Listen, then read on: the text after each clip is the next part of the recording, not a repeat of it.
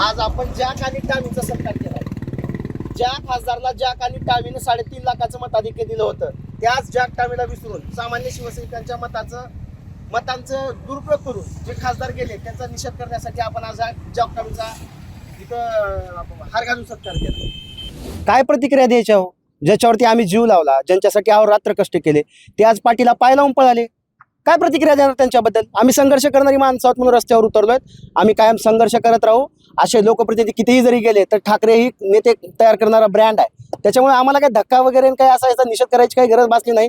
पण ज्या ओमदादांनी टामी आणि जॅकवर निवडणूक लढवली होती त्याचा त्यांना विसर पडला, याच्यासाठी हे आंदोलन आहे. तुम्ही सामान्य ओमदादा नेहमी भाषणामध्ये सांगायचे, मी प्रस्थापिताच्या विरोधात निवडणूक लढवतोय, मी जॅक आणि टामी देणारा खासदार आहे. मग आज जॅक आणि टामी देणारा खासदार सत्तेमध्ये काय जात आहेत? तुम्ही पलीकडल्या वर्षी तुम्ही खासदार होता, तुम्ही निधी दिला नव्हता, तरी ह्या मतदारसंघातल्या लोकांनी तुम्हाला 3.5 लाखाच्या मताधिकाने निवडून दिलं होतं. मग आताच अशी काय गरज पडली तुम्हाला सत्तेमध्ये जाण्याची? आताच काय वाटलं तुम्हाला उद्धव साहेबांना संकटात सोडून जावं असं वाटतंय?